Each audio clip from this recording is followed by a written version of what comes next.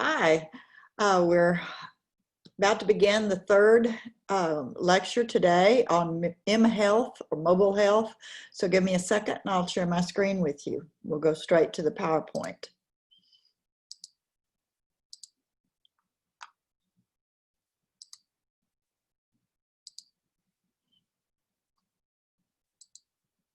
All right, as I said, we'll be talking about M-Health today and evaluating its cost, its quality, and its outcomes. M-Health, we'll always need to start with a definition. It's defined by the World Health Organization as medical and public health practice supported by mobile devices such as mobile phones, patient monitoring devices, personal digital assistants, and other wireless devices. So the key word there is mobile, but also wireless in these features that we're going to be talking about next. Under the rubric of M-Health, you're going to find all these possibilities. So take a second and look at the terms and their definition.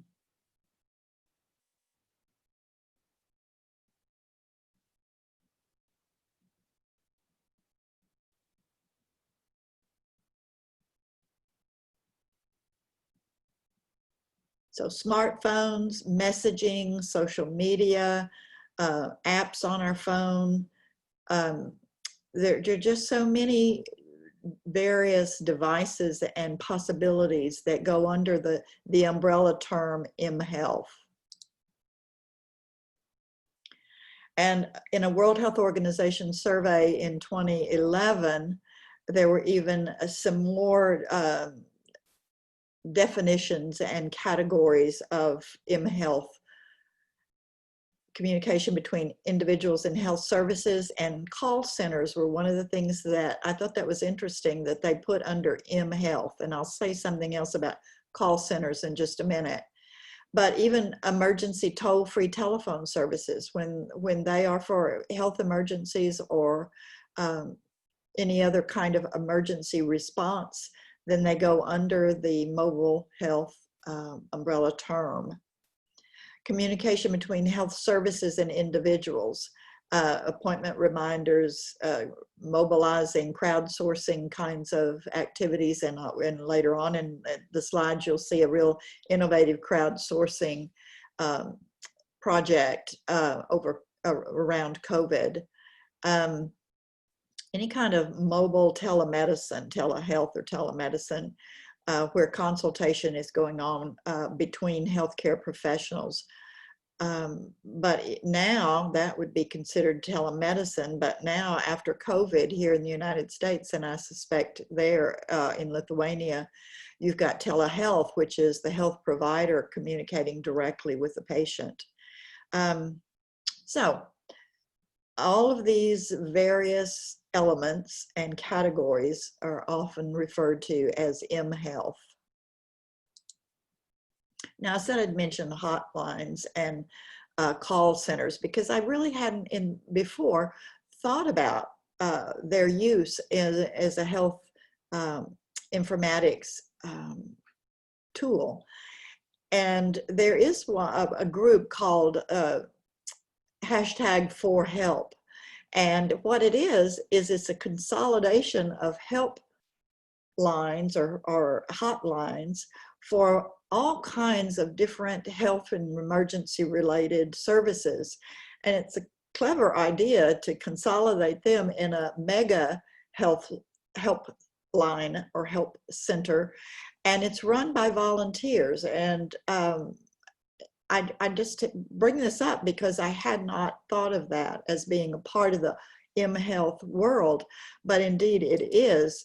And what they're doing is there's not a physical location. A volunteer will participate in this hotline by picking from a directory the kinds of their interest. It might be a suicide prevention or a teen pregnancy counseling. It could be all kinds of hotlines, but from their home, they can answer calls to the hotline numbers. And then they're using a technology that masks their own home phone number so that their privacy is protected. So because I learned something new, wanted to share that with you. You may have already known that, but I just had not thought of hotlines. mHealth has made a lot of promises, or we've put a lot of hope in the mHealth arena. We think that it will improve patient engagement, that there'll be more of a focus on wellness and prevention than perhaps medical care has been on those. They're very convenient for the user. They're efficient and can be sustainable, and they can be an inexpensive way of delivering services. And therefore, that final thing, they can have the potential to decrease the cost of healthcare. So those are what our aims are for mHealth. But we've got some questions that we have to answer. How should health authorities approach mHealth evaluation and certification? We'll look more closely at that in just a minute. How can you do that, though, without stifling innovation?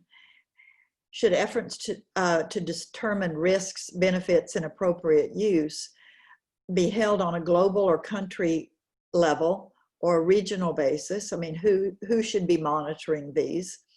And how will policies and strategies be introduced to the medical professionals and their practice? And I think you're doing that right now through these courses that you're in, where you're beginning to look at the policies and strategies for all kinds of informatics and e-health, of which mHealth is a subcategory.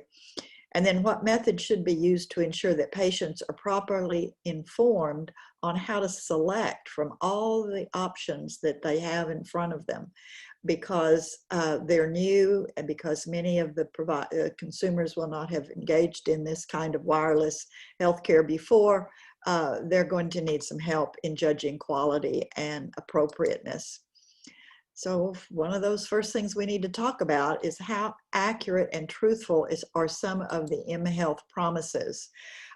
In one study, they made a statement in this summary of the study that one of the most galling issues that pose the most significant risk to the public is apps that falsely claim to help cure or modify a disease.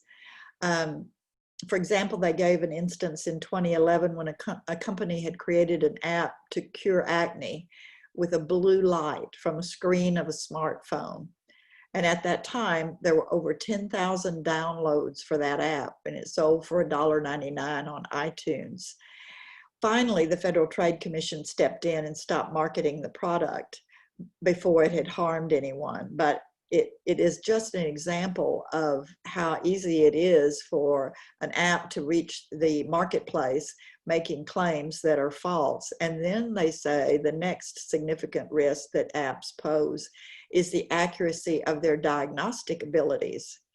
There are lots of apps for health providers to use that give them sort of their clinical decision tools to decide how to identify and diagnose and treat certain ailments.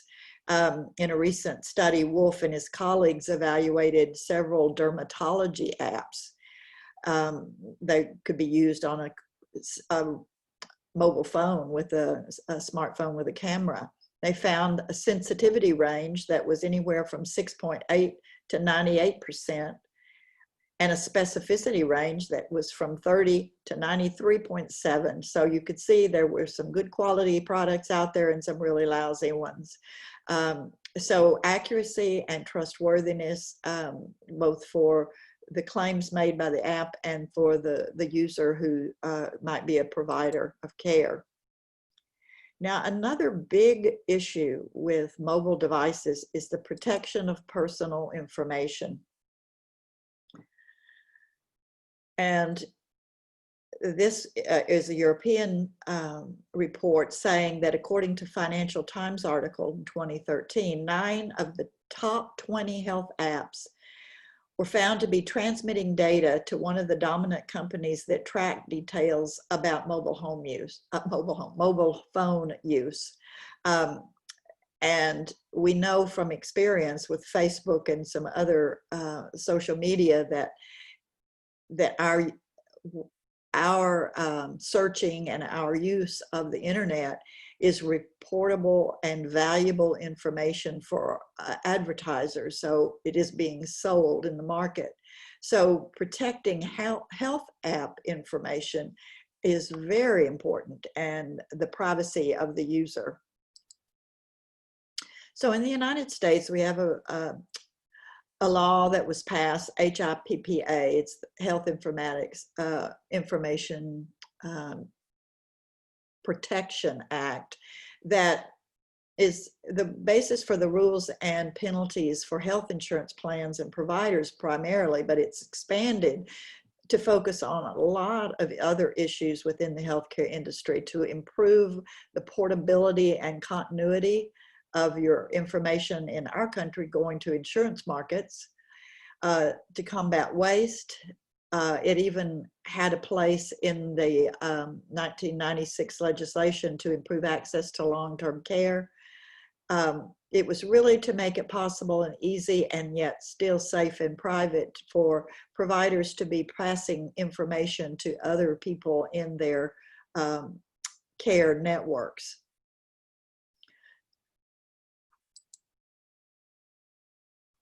Now, what happened, what has become very interesting is what happens when an individual downloads an app and in doing so has had their personal identity discovered. What are the rules for that, especially if a provider had been the one who said, oh, I think you might really find this app helpful.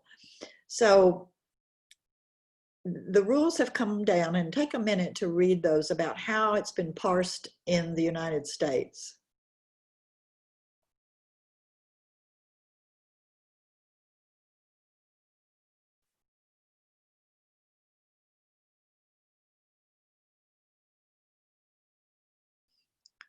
And basically what it is saying is if there is personal health information that has been leaked or has been discovered, but the provider of healthcare was not involved in transmitting that personal health information, the patient or the consumer themselves did, then those HIPAA rules really don't apply to that.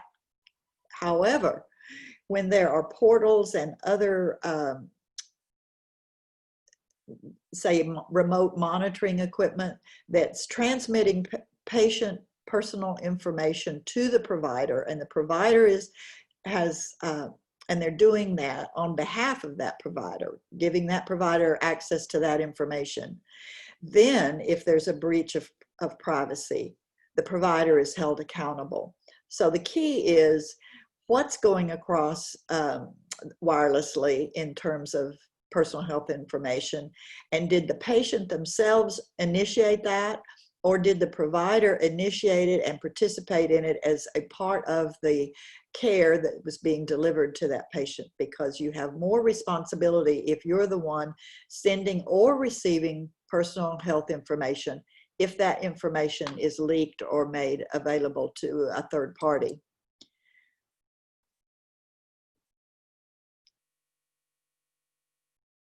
So again, I just reiterate what I just said. The provider's not liable unless they're the ones that are telling the patient to use that particular wireless tool. Now, in the United States, the most common HIPAA violation causes are these: hackers, incorrect administrative procedures, maybe in the physician or the nurse practitioner's office, not having adequate or insufficient security measures. These are where we are liable. Employee dishonesty, certainly that's one of them. You have a disgruntled employee who's angry and releases information as retaliation maybe for being fired. But sometimes employees also make accidental disclosures, and but the practice is held accountable for that. Maybe someone who's in the supply chain for the EHR, for example, discloses information either accidentally or dishonestly. You can still be held accountable if you didn't have adequate administrative procedures or agreements with that third party. Just somebody having access to records they didn't need. It happens sometimes that the electronic health record system is left up and open when a provider leaves the room, and a curious consumer could simply gain access to what is on that system. Unauthorized access is again part of that. Lost or stolen devices. I, as a researcher, carry my research data occasionally. I will have to take it with me somewhere, and I am accountable for data that is on that research designated external drive if it is lost or stolen because I didn't use sufficient safety precautions. And then sometimes just accidentally destroying data is another violation of HIPAA. So there are a lot of ways this can go bad, and so there are lots of issues that need our attention. And as your leadership role and as a health informatics specialist, that's part of your job. Now here in Europe, it's really, I know you know this probably better than I, the Charter of Fundamental Rights has that a protection of personal data, which is considered a fundamental right. And even the contract I signed to come and be with you virtually referred me to my rights and my protections under these kinds of policies. So it's a very serious thing that's taken now in this case, not just country by country, but regionally or the organization, the EU.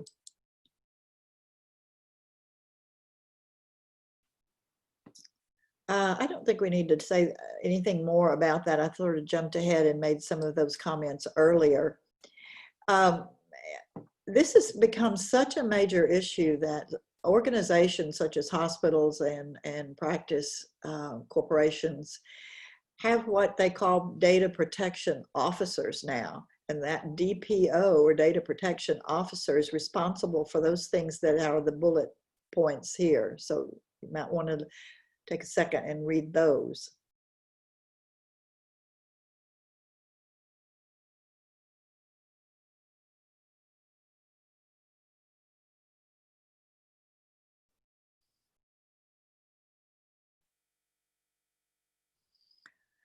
Now, this is obviously a leadership position. This data protection officer does not is not to be under the influence of someone who could curtail their work. They have to report to the highest level of management of the organization to report any kinds of non-compliance or dangerous practices.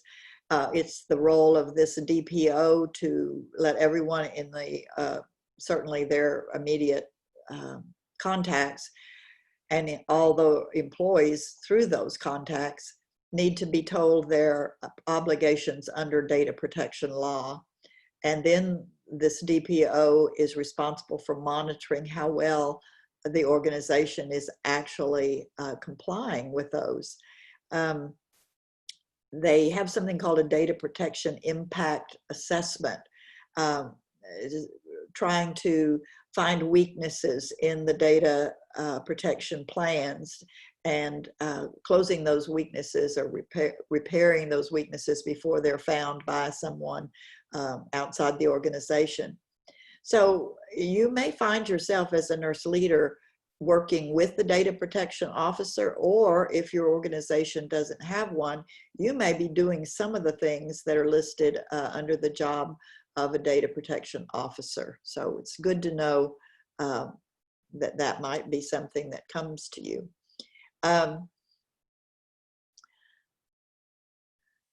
You can go on to the European Commission's website, and there's a whole section on the general data protection regulations, and this is just one page of it. It goes on and on. So it's a great resource for you as a nurse leader.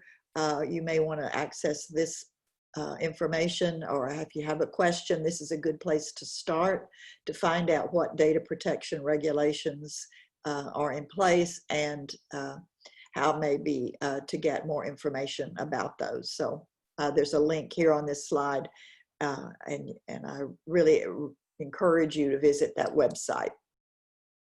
Here in Lithuania in particular, you have through the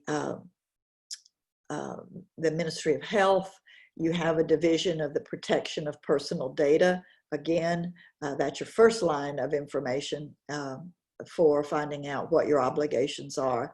And I can assure you, as a nurse leader, in whatever position, you'll be called upon to address some of these data privacy issues.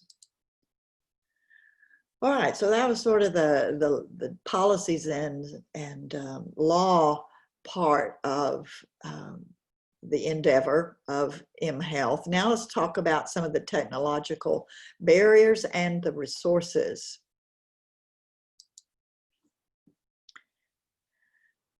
I found this quite interesting. It sort of fits in this category. Lithuania's phone-addicted pedestrians will have to do without their mobile devices as they cross streets under a new regulation. And this was 2018, so you know about it, but I did want to bring it up, as the Baltic country seeks to curb traffic deaths. So there's even some policies and technological issues that limit the use of mobile devices, especially in dangerous situations. And we may be finding out more and more of those. So certainly in the US, using your cell phone as you're driving is a finable offense. So safe use of them, that's one barrier that needs to be addressed. Now, I put this up here because you can actually go and get some of these data, and in the fourth session that we're together, we're going to be dealing with data, and so I couldn't resist putting this up here. It is the latest forecast of smartphone use in Lithuania, and the forecast is just that. It took data from the past, from 2015, and looked at how much growth there was year to year, and projected into 2022 what % of the population of Lithuania would actually be a smartphone user. Now, if they're using, and they appear to be, the entire population, they don't say that it's just adults, it means that, you know, children and adults as well, regardless of their age, almost 65% of all Lithuanians are using a smartphone. Now that means that the reach that comes along with that use, that health providers could be taking advantage of through messaging and through education, is just enormous. So I think you might be interested, as you're making a plan, if you're going to initiate an mHealth tool, in just how far-reaching cell phone or smartphone use is in your country. Now, I thought it'd also be interesting to look at the top apps that are currently being used in Lithuania. And these are really current as of the day I downloaded it, because they keep them updated daily. But medical apps are those that are more technical. They might be used by you as a provider, that you might, for example, the first one over here under free is the COVID radar. So I'm assuming that's a mapping feature of where COVID is in your country. Here's one that looks like on immunization. So these might be used, especially these free ones, by a consumer, a patient, but they could also be used by some providers. Here, for example, a very popular one that is free, but is one of the most used, is one on anatomy, 3D anatomy.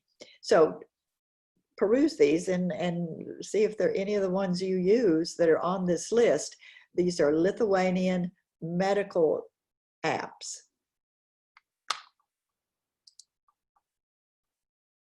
Now, for the ones that the consumer might be using, I took the category of health and fitness for Lithuania, and here's the top users here.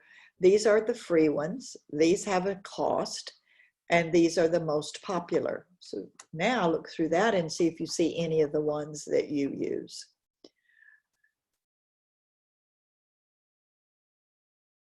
Certainly fitness and weight loss are prominent in these. I see one that I use, which is Headspace over here in the top grossing one. It's a great meditation app, but there's also others. Here's Calm, workouts, calorie counters. Again, some of your most popular ones are weight control and fitness.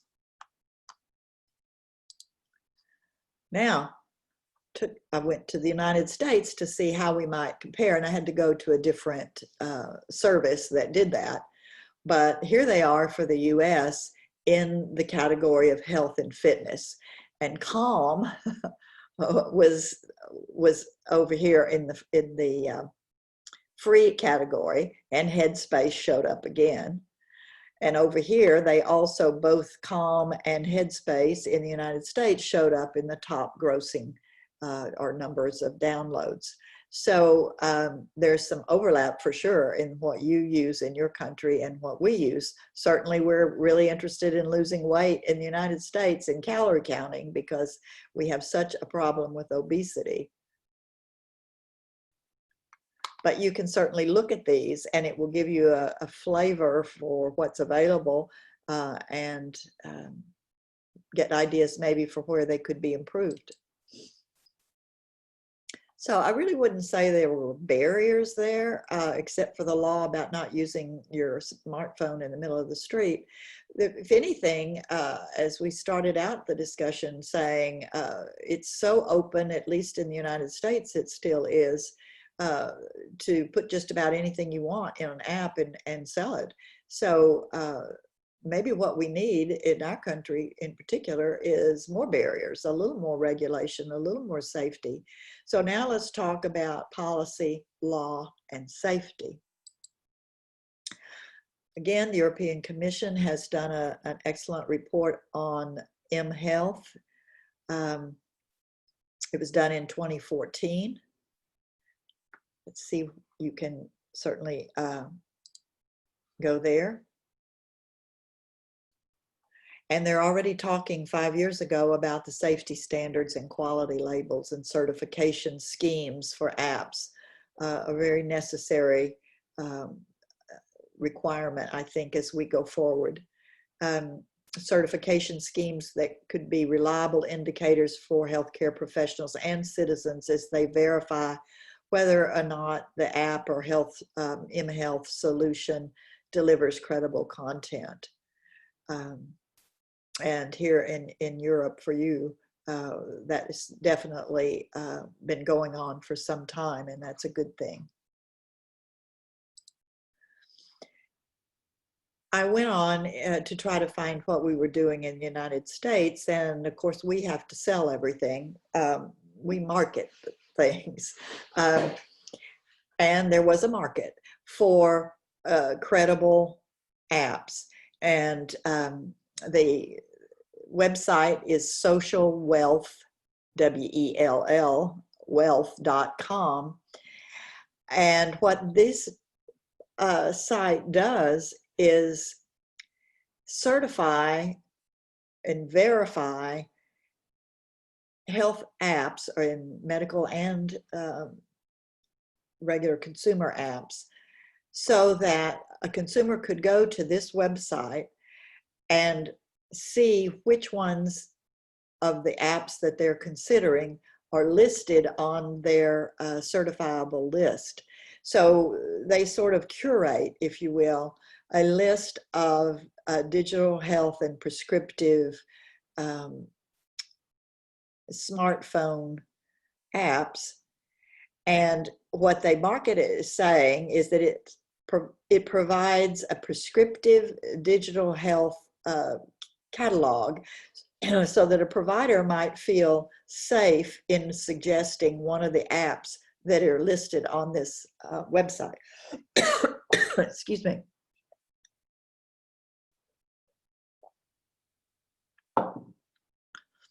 So I thought that was an interesting concept. They were going to market their list of safe apps.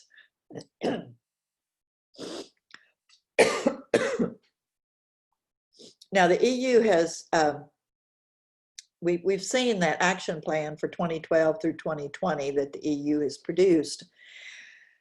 And it's obvious from that report that mHealth is blurring the distinction. I think that's an interesting way to put it, between the traditional provision of clinical care and the self-administration of care and well-being.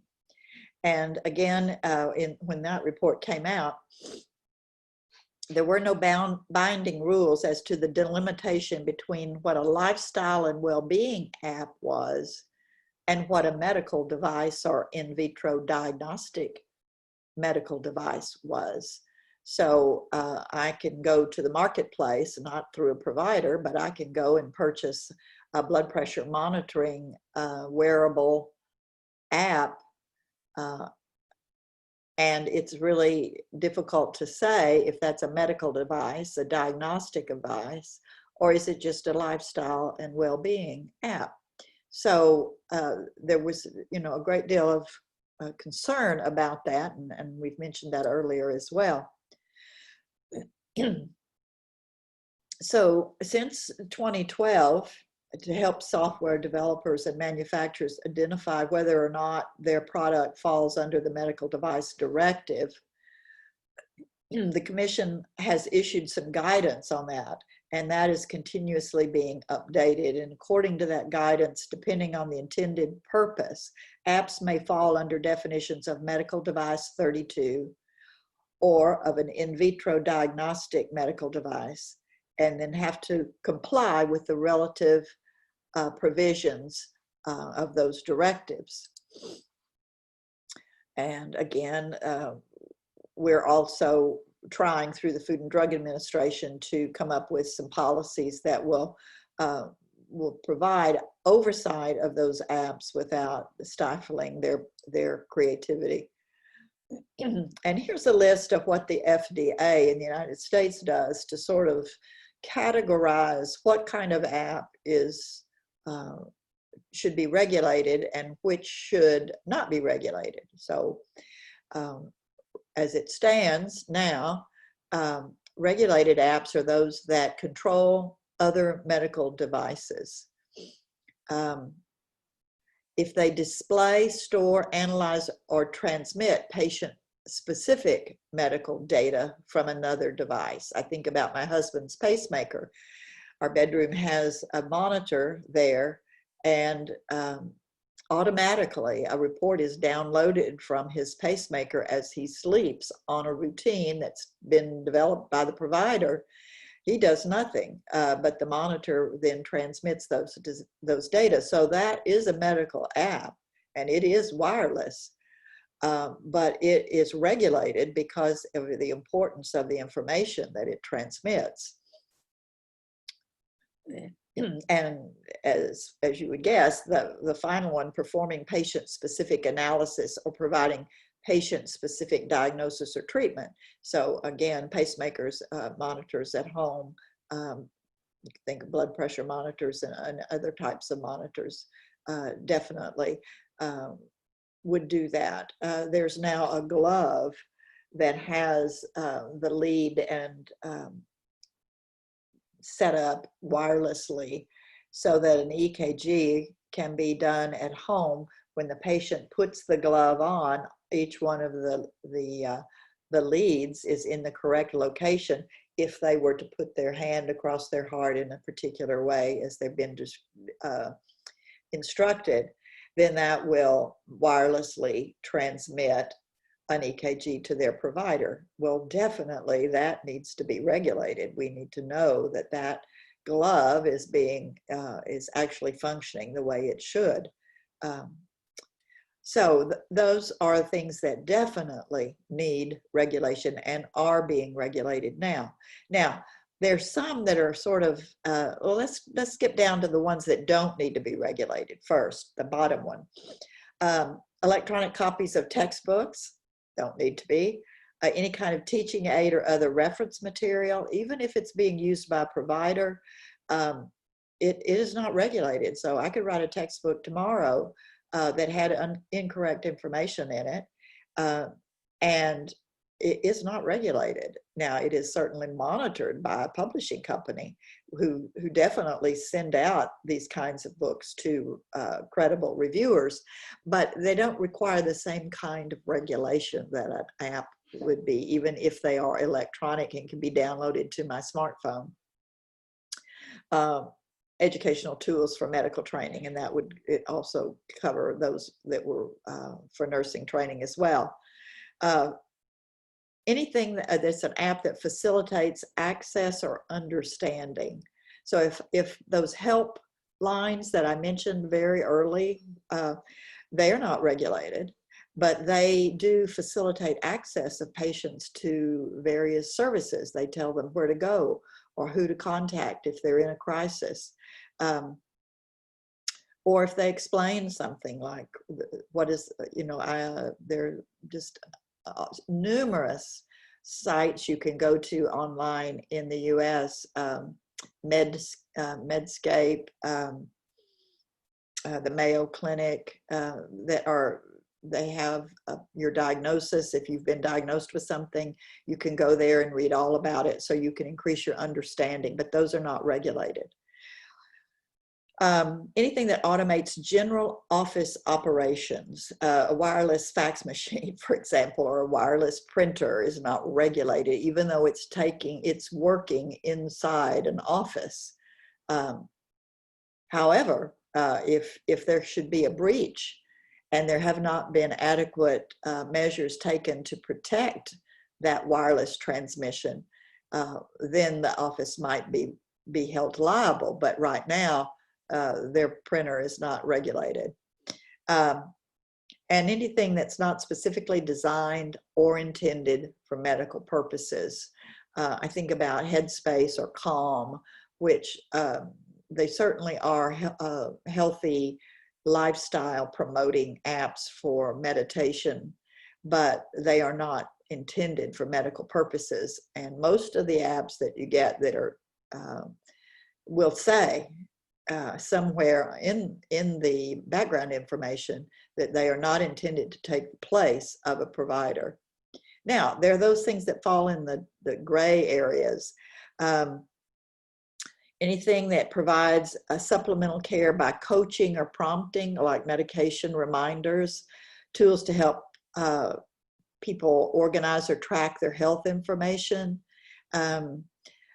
access to information related to health conditions. Like I said, the Mayo Clinic has a wonderful website.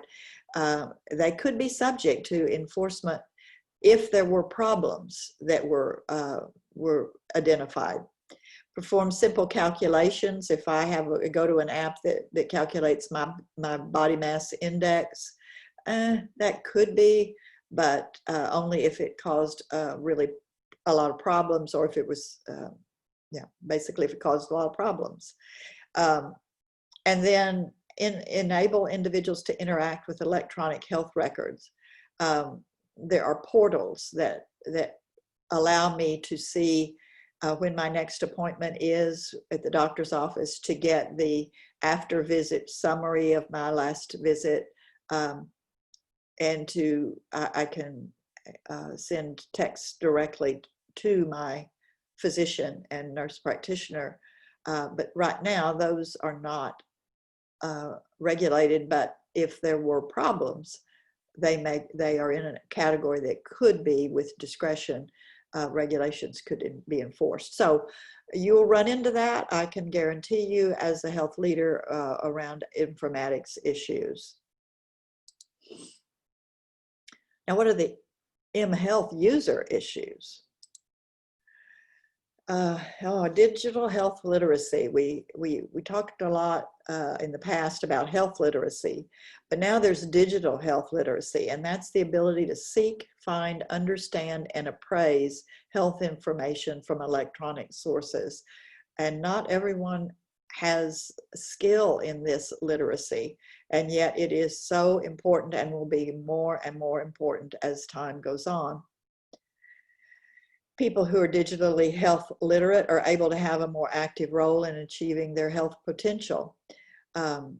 We have a problem in the United States of areas, we are in Texas in particular, we have a lot of rural areas and places where you just do not have access to wireless service that is reliable. And it puts people in those situations at a real disadvantage.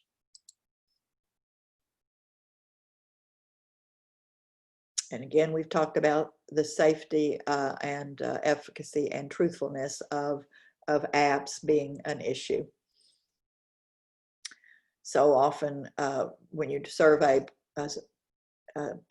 consumers who use apps, they will be frustrated if the function of the app has problems. And people tend to download far more apps than they regularly use.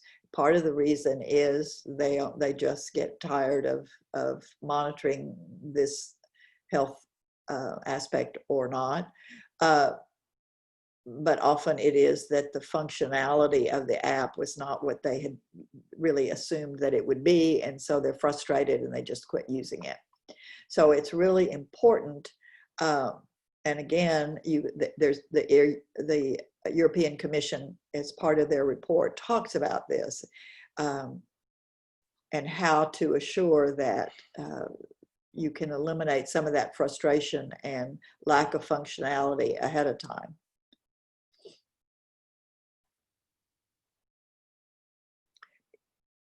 And that basically saying pretty much the same thing.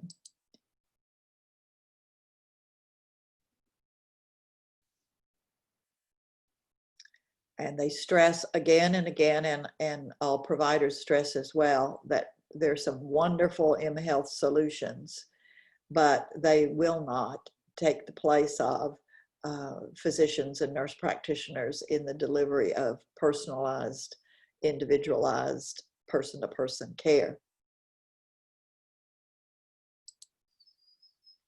Now, I found this article, which really it was a bachelor's thesis that was done in 2017, and it is about stakeholder.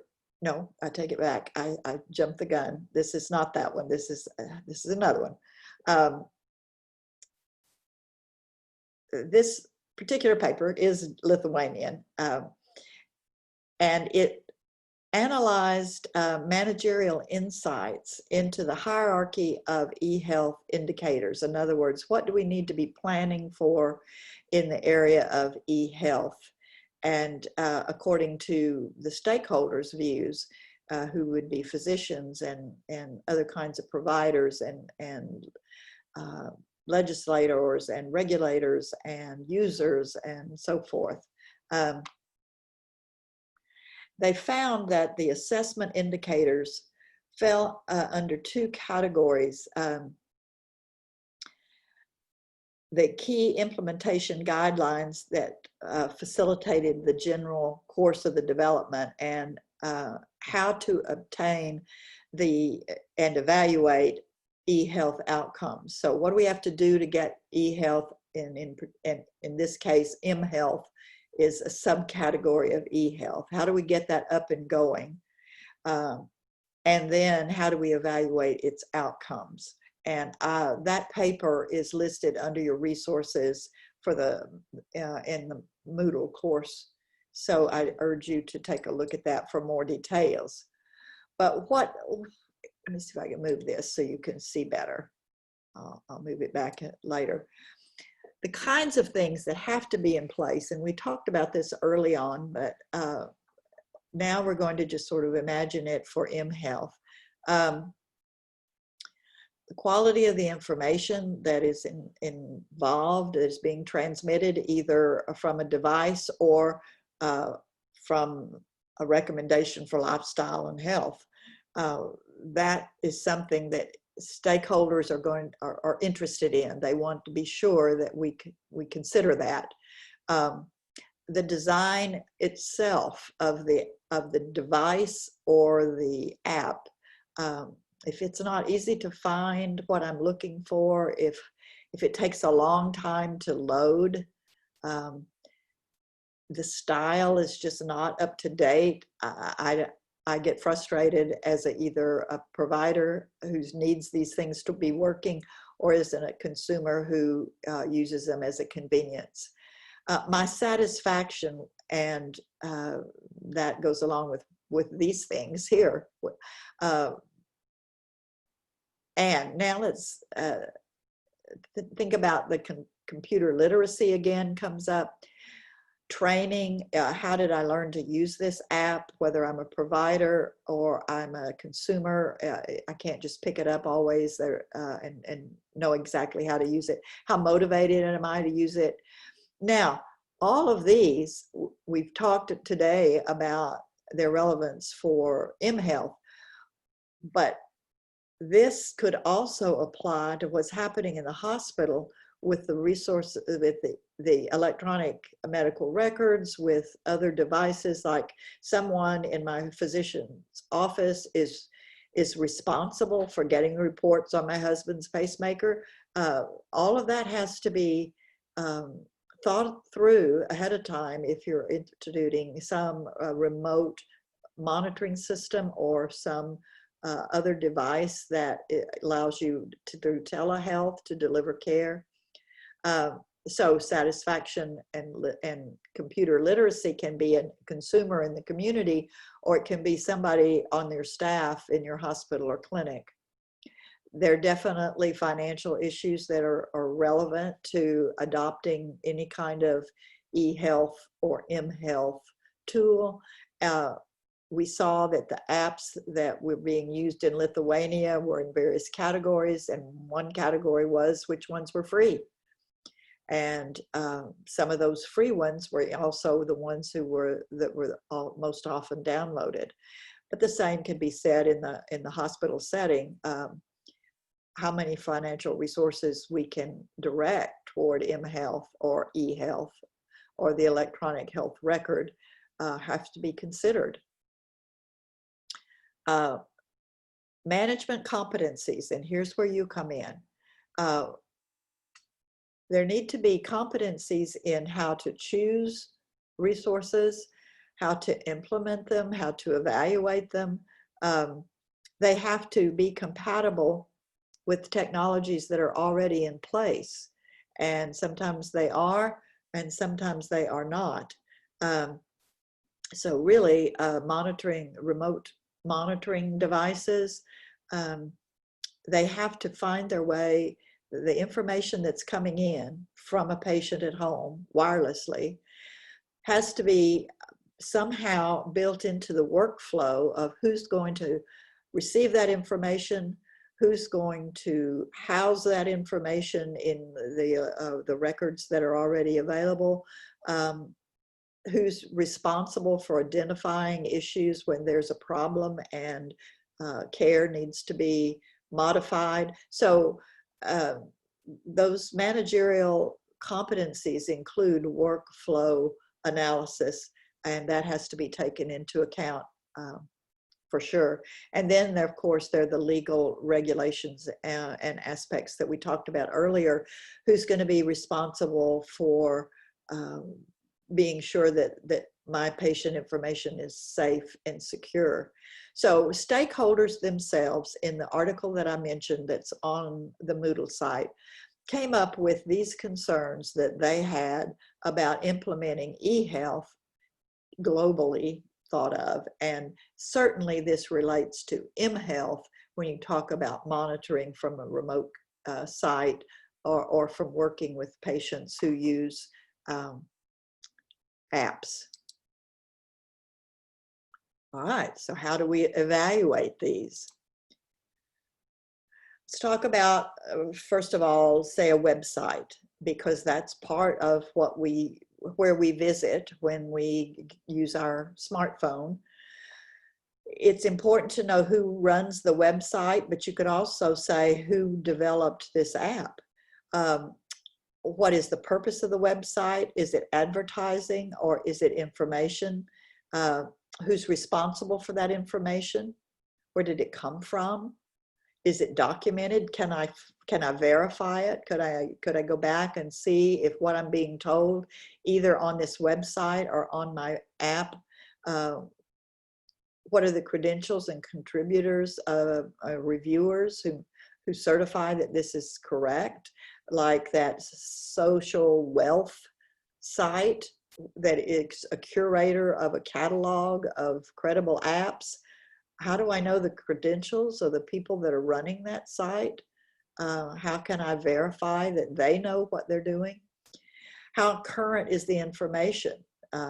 That's critical. What are the policies about linking? Or am I going to have allow them to place cookies on my browser when I go and visit their site? And on my app, when I am calculating my BMI, is that private information that they're going to then turn around and sell to a company that is marketing to people who are overweight? Is contact information available? Can I find a way to contact the web developer or the people who are responsible for a website, or the people who created this app or device? And this was an interesting one. Who monitors the chat room? I hadn't thought about that, but there are some places where you get support through online chat. And I had not thought about who's monitoring that. Where is that information going? Is it just used internally to improve communication? Or is that somehow private information that I have asked about that might not be protected carefully? You'll see sometimes this certificate on a website, and that is called the HON Code Seal of Approval. It is an organization that monitors websites, and you can have your website certified as being accurate and up to date and meets these criteria. And sometimes you will see those on websites. Certainly we do in the US. Oops. Let me move this out of your way. The Agency for Health Research and Quality in the United States has criteria for evaluating health information on the internet, but that also is going to flow over to on apps as well. And those criteria are credibility, content disclosure, link design, interactivity, and caveats. So credibility, of course, is how what's the source of the information, how current, how relevant, and so forth. So I'll be quiet and let you look over those.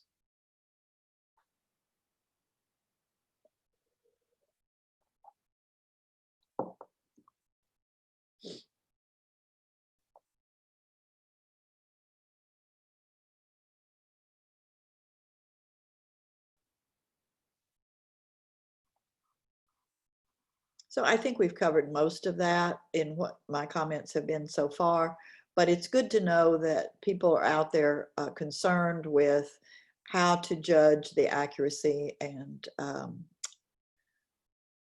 appropriateness of the information we're receiving. There are places you can go on your on any app, or when you're reading about a particular app, that will help you to answer some of those questions about quality. You'll see the little I in the blue circle. That's a good place because that's going to be information provided to you about some of the things that we've have in our credibility index. Or you might see somewhere on a website or on your app or on the page that's advertising your app that says about. You also might find this looks like it was taken from maybe a medical app, and it's got an area you can go to for more, which will help you find what standards they're using perhaps to come up with, say, a diagnostic range of a lab value.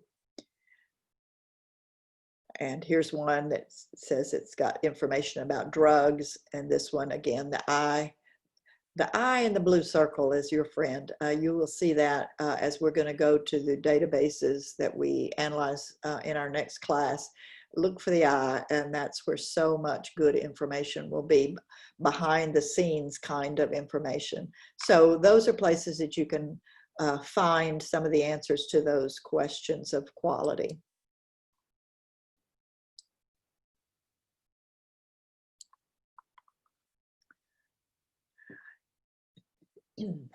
There are sources that you can go to. I thought this was great from New Zealand, where they have categorized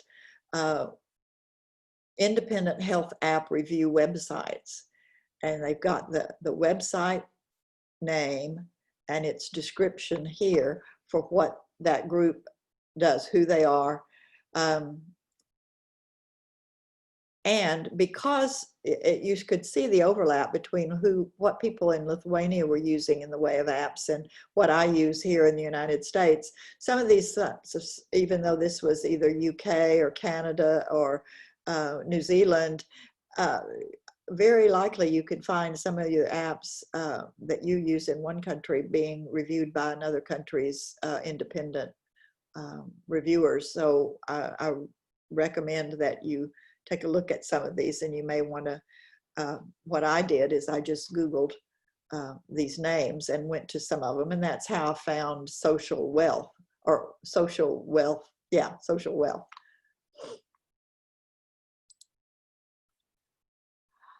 Here was another site called Ranked Health that came off, I believe that was on that list, was it not? No, I must have gotten it somewhere else. It was another one that I visited that would tell me which ones were credible, and even gave them a rating number.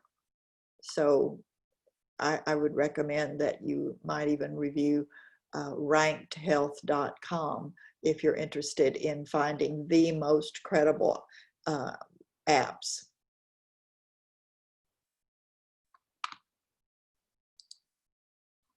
Now, clinician support tools. Those are powerful information tools. Often we use them on our smartphone or tablet for making decisions. And here's the definition of a clinical decision support tool.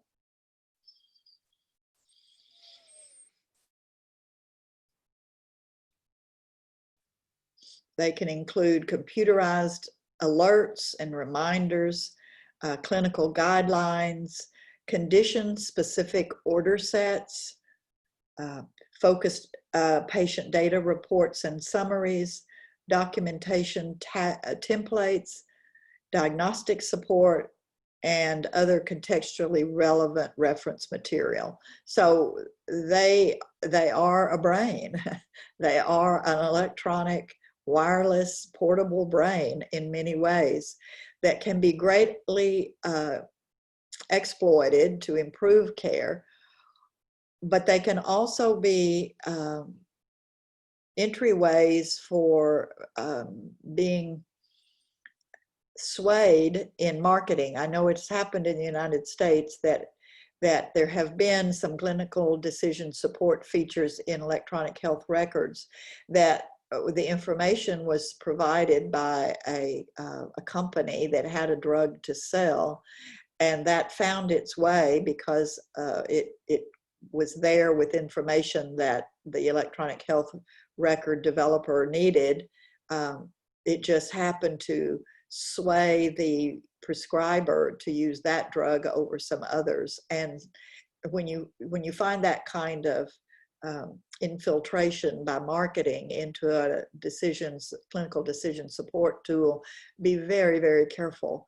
And some of the really good support tools are being put out, or at least being influenced by companies with a monetary gain to be had. So I would say these are wonderful tools to be used very, very carefully. Who wants this information to get into your hands is a great question. Is it someone who wants you to buy their product, or is it someone who has your patient's best interest at heart? Now, here's a rubric for evaluating mobile drug information apps. And the criteria here are usefulness, accuracy, authority, objectivity, which is basically what I just mentioned, timeliness, functionality, design, security, value, and then a total score. So take a minute to look at that. That might be something that your institution, if you're going to be recommending, say, or considering using this mobile drug information app, it should be evaluated carefully. And this is one way to do it.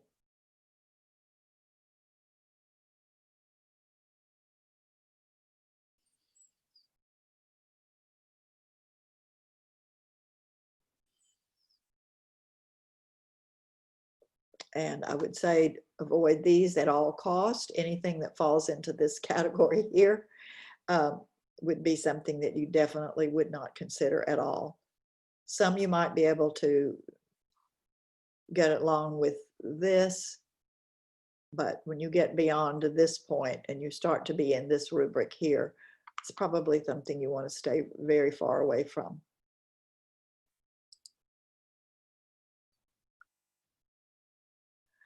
Now, this was a fascinating grant that I read about. Boston University had gotten a grant to go, and they were actually piloting this in Africa. And it was a way to deliver continuing medical education to physicians in Africa using only their smartphone and only an Excel spreadsheet. Because if you've noticed, so many of the apps are beautifully rendered, but they've got great artwork and great animation, and it looks like it took a lot of people a long time to develop that piece of information software. But what these researchers did is they just used an Excel spreadsheet and created a text message that would be sent to providers, and in little tiny bits and pieces were educating these providers about HIV. And so they would send out on a regular basis by text message a piece of information. So first of all, they asked, what is the most likely pathogen in a patient with subacute onset of fever, and so forth.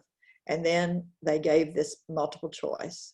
So then the provider would answer the question, and they answered pneumocystis, and that was correct. But had they answered incorrectly, they would have been directed to the information that would have been correct. And this was a very low cost, quick, and effective tool for continuing education. And I thought how clever and how easy that would be to put together. So I recommend, and the link is here, that you think about this, because sometimes, you know, it doesn't have to be the snazziest thing ever. It can be something very simple and yet very effective. So I wanted to put that in there. Here's another set evaluation tool for evaluating mobile apps. Again, you can look at that and see that it's very similar to what was on the other one. Now, this one was interesting to me because it talked about good apps will have these things. And so you can see, here's a mock-up. Remember, we call this a wireframe. It isn't really a mock-up. It's a wireframe where it's just showing me sort of what something's going to look like. When you're considering an app, on the cover page, the thing where you're making the decision to download it or not, it should tell you the ultimate purpose of the app and how it is to be utilized. Down here, information and details should tell the user about who made the app and where they can be reached, and so forth. So somebody's taken the time to go over all of the information that you would be looking for and where you might find it. Here, if you're on an internet browser looking at apps, you'd look at 3 based on a link provided in the store. It could be the iTunes or the Play Store if you're a Google or another user, an Android user. So take a second and just sort of look at that. If you've got an app on your phone right now, you might even open that up and see if you could find some of this information. This is primarily for providers. This would be like a drug reference or an anatomy reference, but this example here is the medical calculation of dosages on an app. So if anybody's got one of those, you might want to take it out and see if you can find all the information that you would need to judge its quality.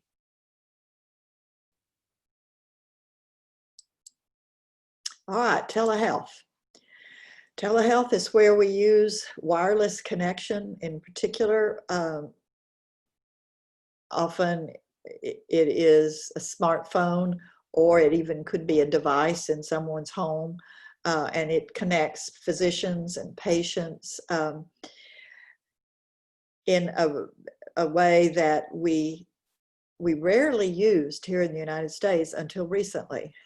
And suddenly everybody is using telehealth and telemedicine because of COVID, because we've not been able to make appointments for face-to-face consultation with a provider. We're now using other devices. But you can measure at home heart rate and glucose levels and sleep, movement, all kinds of things. And that can then be connected to a physician, and the patient and the physician are connected through these gateway devices. And often they are smartphone devices, but not always. Sometimes they are wired, hardwired computer devices.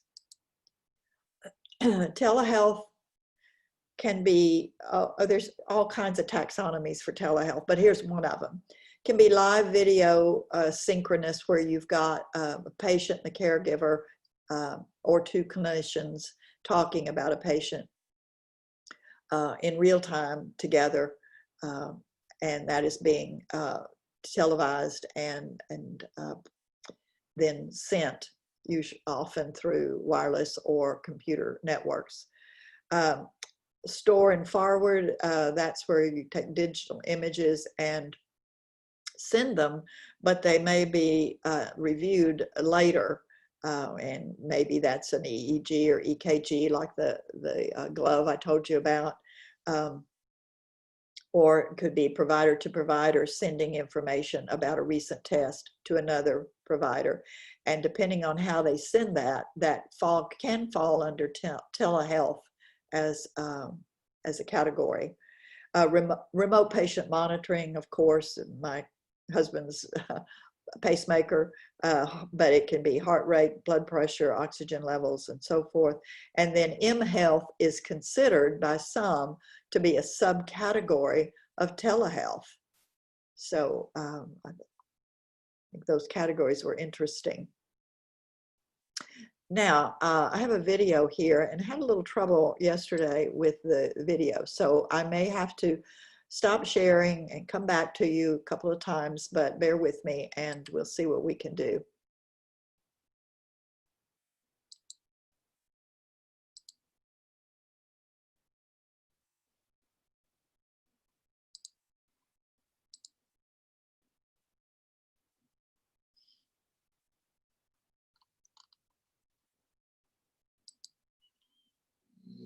Human coronavirus are a large family of viruses that change small sections of their genetic code as part of their life cycle.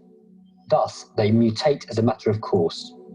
The challenge now is for our health and care systems to also be able to mutate at pace and scale, as Charles Alessi, Chief Clinical Officer at HIMSS, has pointed out. Let's start in Estonia, one of the digital leading lights in Europe. They were already at a relatively digitally mature stage before the pandemic arrived, but it has meant that information around new cases of coronavirus travels straight from the laboratories directly into the eHealth system. This empowers patients in allowing them to access their data quickly, while also meaning that the policymakers have the most up-to-date information at their disposal. The exponential spread of COVID-19 highlights the need for timely tracking of those who are infected and ideally their contacts. This is where crowdsourced disease monitoring can come in to fill the gaps. Crowdsourced means that the relevant health information is provided by a large number of people, primarily through the internet. A successful example of an actively crowdsourced surveillance system is Australia's and New Zealand's flu tracking platform. Flu tracking is a simple online survey, relying on weekly submissions from a large number of volunteers, referred to as flu trackers. The system recently adjusted to COVID-19 and now aims to complement traditional flu monitoring while providing early outbreak warnings and contributing to research. Similar efforts targeting COVID-19 are currently being rolled out across the globe, aiming to provide a better picture of disease spread as well as early warnings of future waves. It should be remembered that the benefit of crowdsourcing lies in its ability to deliver near real-time information, which in turn enables prediction and response in a flexible, usually low-cost, fast and engaging manner. But there are also risks with this approach, as articulated in a recent MobiHealth News blog. Telehealth is a tool that can directly influence flattening the curve of demand on health systems worldwide, slowing transmission and spreading incidents over a longer time period. Almost all telehealth providers have already faced a tsunami of demand. According to the World Health Organization's policy, telemedicine should be one of the alternative models for clinical services and clinical decision support. Furthermore, the ramping up of telemedicine tools paired with high bandwidth capacities to support telemedicine and remote working were highlighted as priorities during a recent knowledge-sharing webinar with CIOs from Italy and Germany. Today, we are looking for the best practices and implemented solutions from around the globe. The US, Israel, France, the Nordics, and the UK are among the leading countries with mature telehealth providers, and their cumulative experience is helping them to respond to the current situation. With Britain in lockdown, the government has been trying to find ways to ease restrictions without risking public safety. One solution that has been promised is a contact tracing app. The Health Secretary, Matt Hancock, confirmed that the NHS would be rolling out an app imminently and urged the public to download it. Apple and Google have confirmed that they are working together on developing software for others to build a contact tracing app from, leading NHSX, the Health Services Technology Unit, to reportedly use the software for its own project. Apple and Google plan to launch APIs that will enable interoperability between iOS and Android products by way of official apps from public health authorities. The company said these apps will be available for consumers to download starting in May. In the longer term, the two companies have committed to building a Bluetooth-based contact tracing functionality into their underlying operating systems.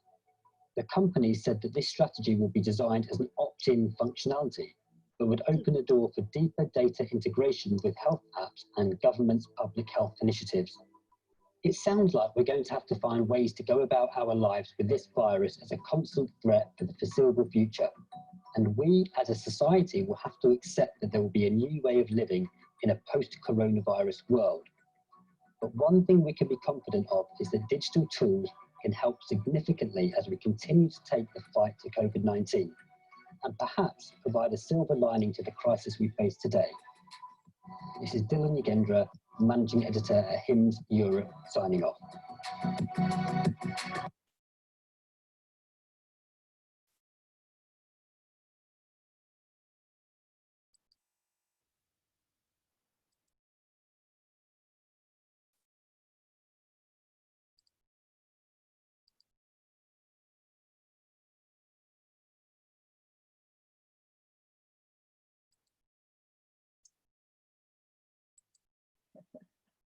Bear with me here.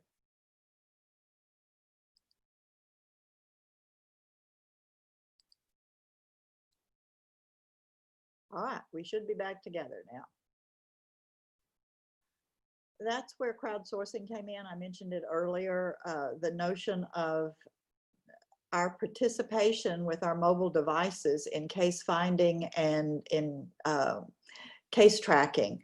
It's a new idea. Some people are going to be resistant to it because of their privacy issues and so forth. But I think when they say it's an opt-in functionality, it means we don't have to participate, but we might want to participate in the control of outbreaks like we've just been living through. So interesting ideas about what's coming.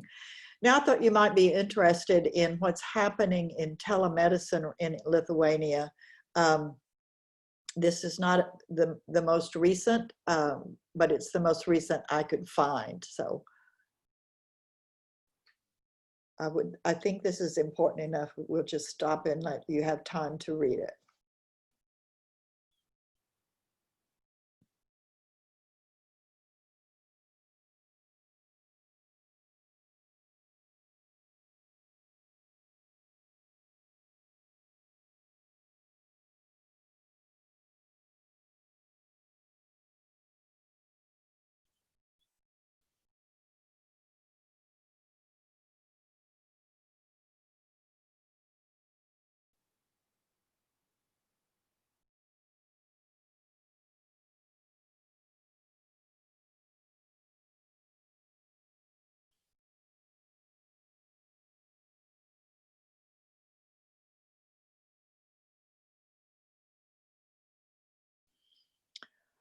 Now, I was very impressed by this. I see your university's name is listed there as being a participant in the development of telemedicine in Lithuania.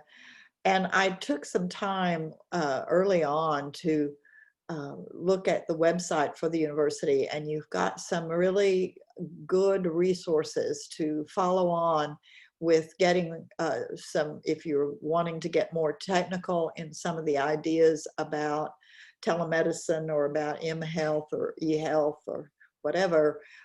Your university has some departments and some people who have been influential and are really, you've got great resources to draw on. So I wanted to highlight some of what you've been doing already here.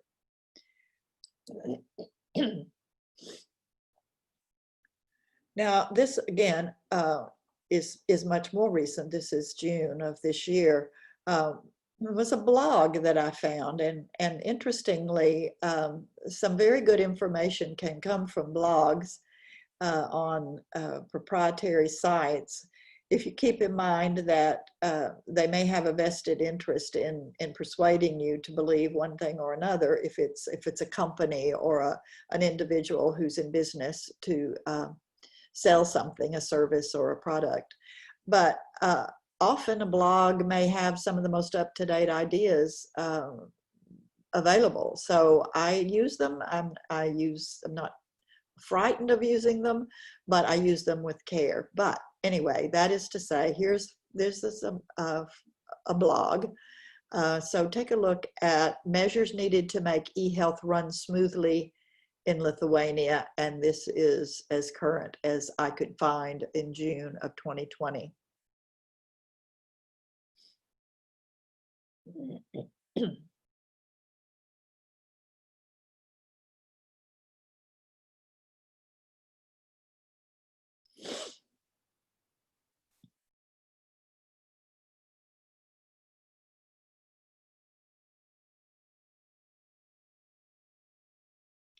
Now, what she's saying, it was just astounding. The use of remote healthcare services has increased 68 times this year because of COVID. It's an incredible amount of change and increase. But she says this means that the legal regulation should find a way to catch up with the reality of what's actually going on. And that is exactly what we're finding in the United States. We were forced into having to use strategies that really we had little experience in, and perhaps the legislation and policy around them were not prepared for the way we were using them. So I think this author is right on target when she says, here are some ideas of things. Now this is relevant to you there in Lithuania.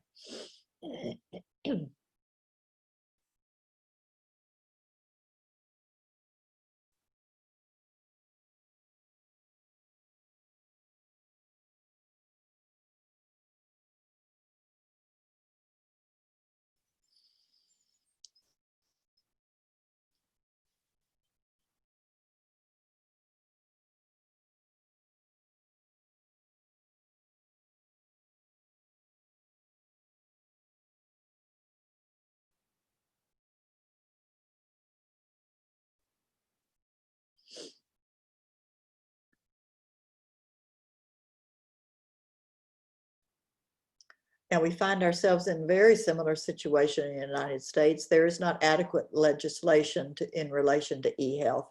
And for us, that means adequate reimbursement as well. Medicare, which is focused on care for the elderly, had to come up with an emergency waiver to pay for services that were delivered via telehealth. We had not been allowed to bill for those in the past. So when COVID is under control, that waiver ends.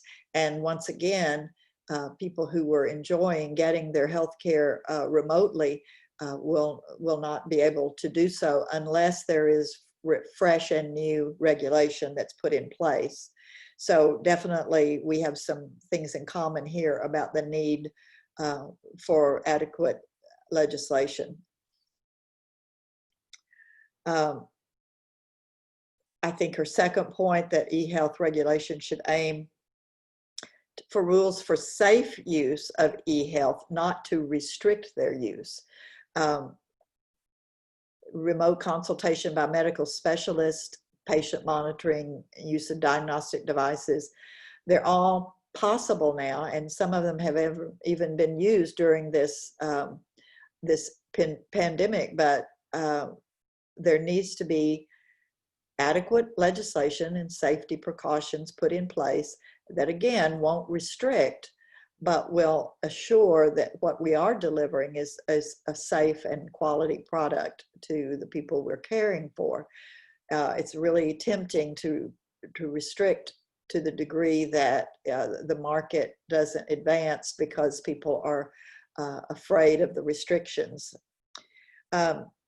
Then we need to decide what role telehealth actually plays. Is it a substitute for regular healthcare services? Is it an add-on, adjunct feature to make regular services even better by having between times the opportunity to have telehealth services? Where does it belong? I think we're finding that in some cases, in emergency cases, or in a case where there is a pandemic or a serious risk of transmission, they should perhaps take the place of regular health services for the safety of everyone involved. So we've got a lot of work to do to rethink what services are appropriate for what conditions among which patients. We really are just beginning to open up serious conversations about that.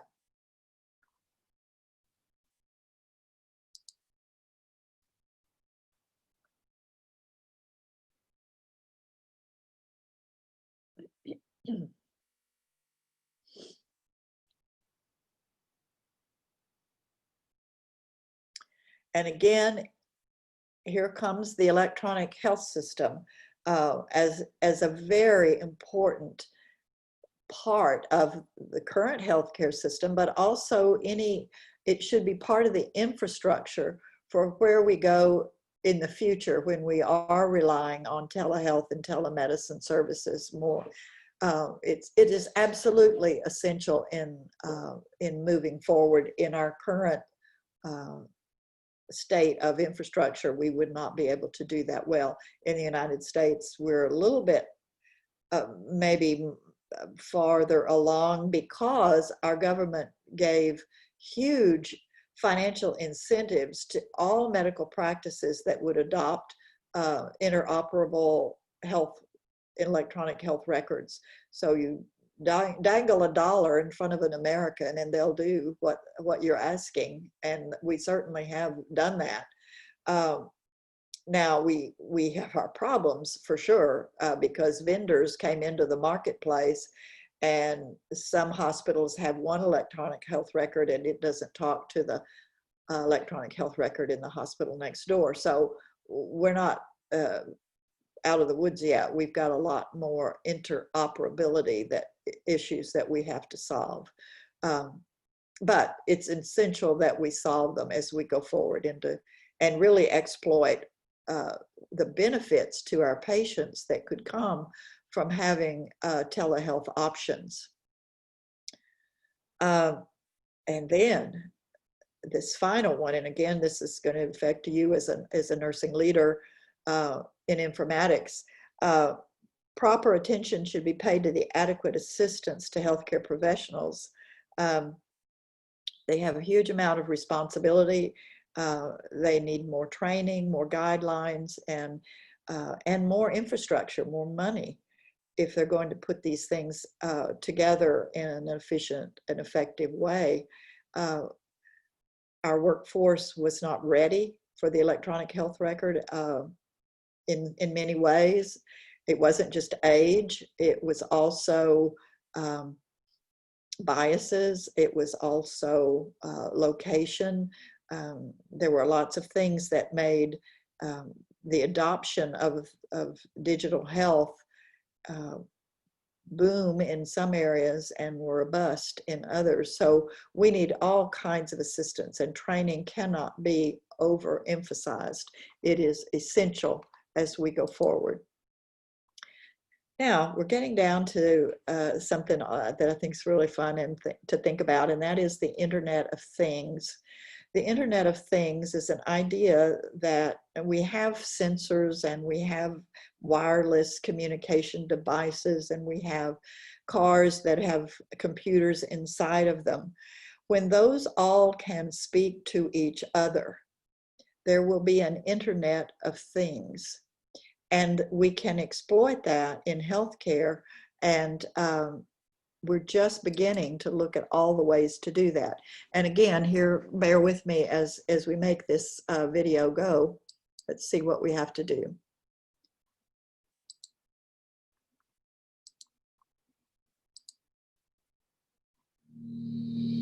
This is Maria and her partner, Ruben. Before their day even starts, they are providing a detailed snapshot of their health and wellness to their network. Maria slept great, but Ruben, who has a history of depression and anxiety, tossed and turned all night. Data from his neuroendocrine system shows a spike in cortisol, That may be a sign that he could be headed for a significant depressive episode. So, before he's even awake, his network has placed time in his busy schedule that day to talk with a virtual therapist about ways to reduce his stress.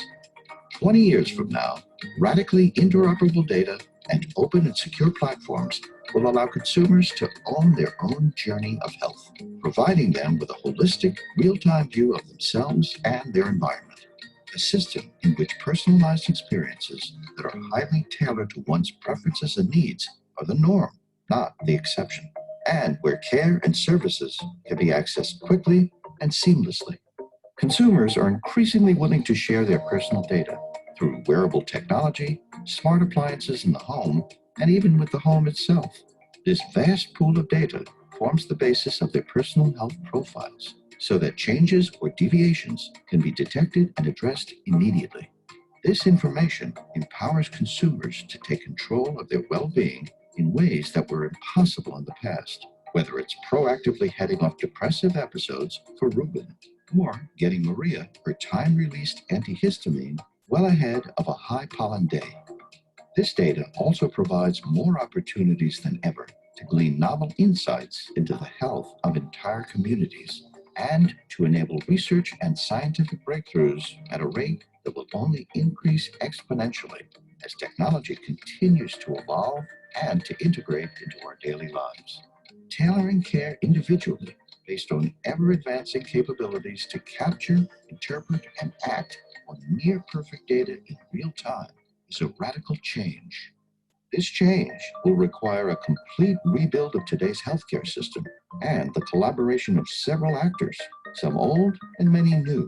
Those with deep roots in care delivery must ask themselves how they can use data and technology to transform what well-being and care delivery means. Players in the health ecosystem will include non-traditional ones.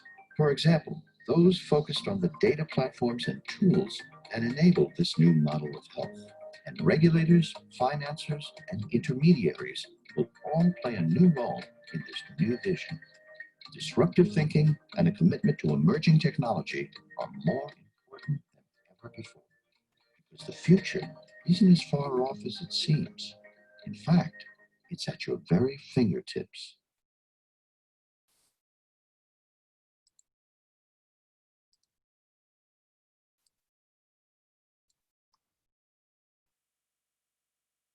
I couldn't resist that short video because it's an exciting time that you're preparing for.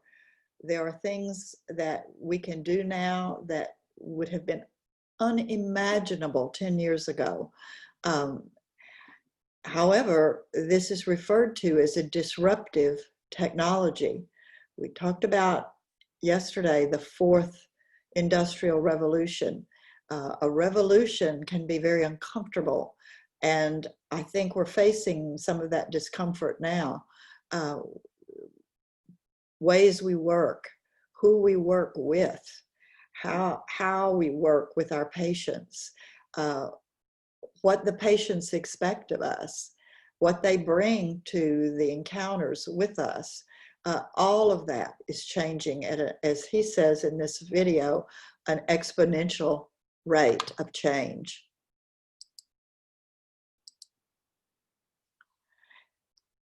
And with change, there can be disruptions, like I said. And I found this table of types of error in what they call the socio-technical model. And it really is a warning to us as we go into the future of ways that we can make an error in our judgments about what to use and how to use these new technical advances. Hardware and software, it's required that we need to run these healthcare applications. The computer network can go down. And in a world where we're all connected with the internet, that's a very frightening event. Input data can be truncated or some data lost. Just using the technology that I'm using to talk with you today, it doesn't always work exactly the way that I would love it to work. Sometimes things backfire. Clinical content, the data and the knowledge entered and displayed or transmitted, the kind of error there might be an allowable item can't be ordered. It may not be in the pick list for the antibiotics that you can order. Incorrect or default dosage for a given medication may be part of our clinical decision support. It could be an error that no one has caught, and we won't know that for some time. Now, that doesn't mean we don't make clinical errors now, but it doesn't mean that the electronic health record and clinical decision support tools will be perfect. They will not. Human-computer interface issues, there are two categories of that, followed by people.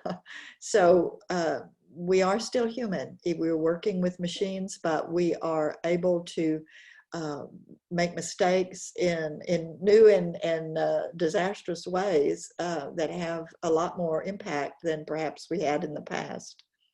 So this will be in the slides. You'll have a chance to look over these because there's also potential ways to reduce the likelihood of these errors. And now after 3 days of lecture about informatics, you'll be a little more aware about the types of errors and their impact and where to go, I hope, to find more information that would help you prevent those. But you're in the driver's seat now. As we go forward in nursing, you will be the leaders, and so much of what you're doing today will change. And you're equipping yourself with your master's degree and your courses in leadership to meet that change. It's going to be an exciting ride.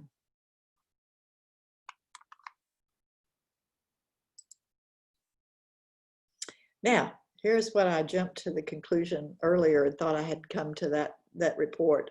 This was looking into the future of nursing informatics in Lithuania. It was a bachelor's degree thesis, came out of this university, and it's a fascinating read. It is in your material on Moodle, so you can pick it up and take a look at it. But I'll just say what the conclusions are, and this will be our final slide for the day. Most nurses were familiar with mHealth technology and their regulatory authorities, and that's great. Lithuanian nurses received less training or education about mHealth compared to Finnish nurses. This was a comparative study, looked at Lithuanian versus Finnish nurses. But they were more interested to learn mHealth and other digital health concepts. That may be why I'm here and why we're talking about what we're talking about. The majority of participants considered automatically recording data and transferring it to the electronic record are the most important mHealth functions. Both Finnish and Lithuanian nurses identified the lack of infrastructure, like no Wi-Fi access, lack of awareness to recommend the best apps, are the biggest barriers to mHealth usage. So I think that's something we talked about, I hope today will help in understanding.